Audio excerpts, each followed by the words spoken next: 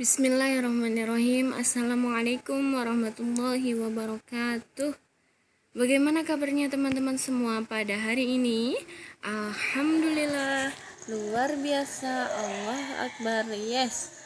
Alhamdulillahirrabbilalamin. Teman-teman, hari ini kita bisa kembali belajar PABP ya teman-teman ya.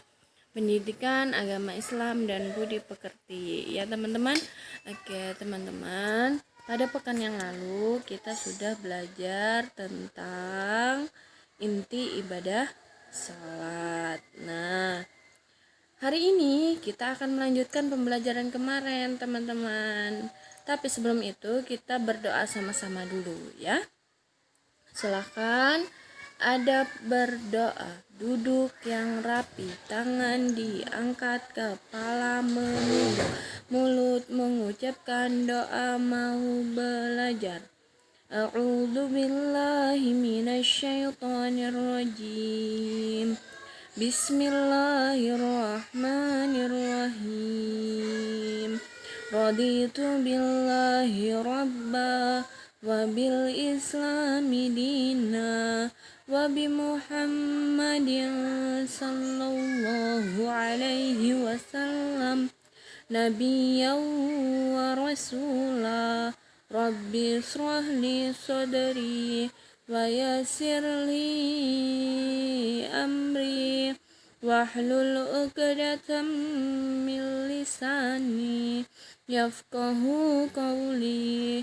Rabbana zidna ilman nafi'a warzuqna fahman wasi'a wa amalan mutaqabbala birahmatika ya arhamar rahimin walhamdulillahi rabbil alamin.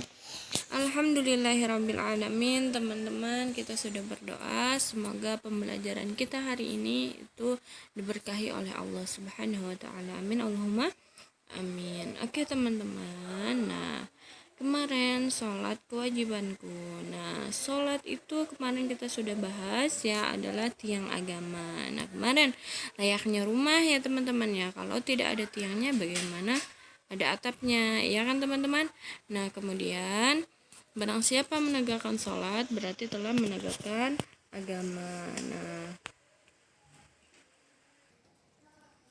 Nah kemudian teman-teman, barang siapa yang meninggalkan sholat berarti meruntuhkan agama.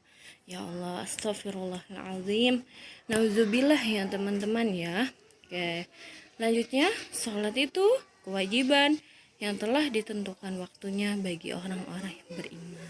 Nah, kemarin kita sudah bahas ya, saat subuh, zuhur, asar, maghrib, dan isya itu sudah ditentukan waktunya ya.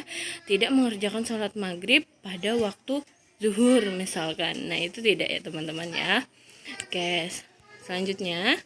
Nah, hari ini kita akan membahas tentang apa itu hikmah sholat. Nah, sholat akan memberikan hikmah yang bermanfaat jika dilaksanakan dengan sempurna, memenuhi syarat, rukun, khusyuk, dan ikhlas karena Allah. Nah teman-teman, hikmah sholat diantaranya yang pertama, selalu mengingat Allah Subhanahu wa ta'ala.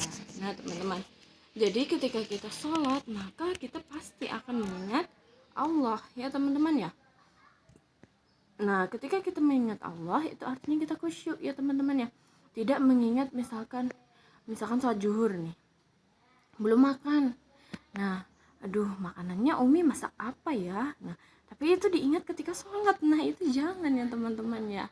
Atau nanti misalkan ketika sholat asar, setelah sholat ini Ana mau main sepeda keliling komplek misalkan.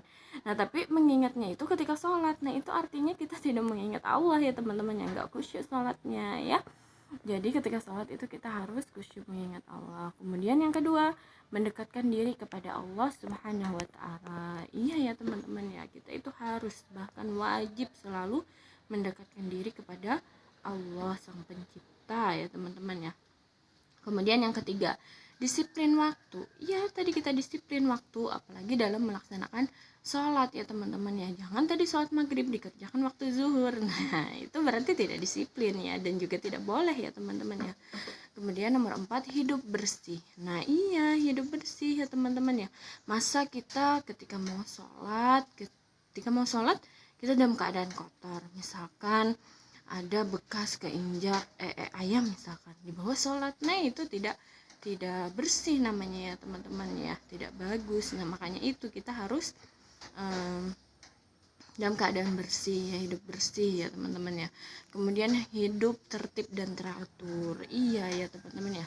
Di dalam Islam itu semua sudah diatur oleh Allah ya teman-teman ya. Oke, kemudian selanjutnya, nah bersikap rendah hati. Nah rendah hati ya teman-teman ya, selalu menolong ya teman-teman ya, rendah hati baik ya teman-teman ya. Kemudian nomor 7, hidup damai dan menyebarkan keselamatan. Masya Allah ya teman-teman. Kemudian nomor 8, hati menjadi tenang dan tentram. Iya ya teman-teman, ketika kita mengingat Allah, maka kita itu pasti akan merasakan kedamaian ya, ketenangan, ketentraman itu pasti ya teman-teman ya. Tidak gelisah ya teman-teman ya, ketika kita mengingat Allah Subhanahu wa taala. Kemudian nomor 9, membina kebersamaan, persatuan dan persaudaraan. Nah, membina kebersamaan, misalkan ketika mau melaksanakan sholat itu dalam berjamaah, nah itu kan bersama ya teman-teman ya, bersatu kita untuk menyatukan hati kita hanya mengingat Allah. Kemudian persaudaraan ya teman-teman ya, kita sesama muslim itu bersaudara ya. Oke. Nomor 10, memelihara diri dari perbuatan dosa.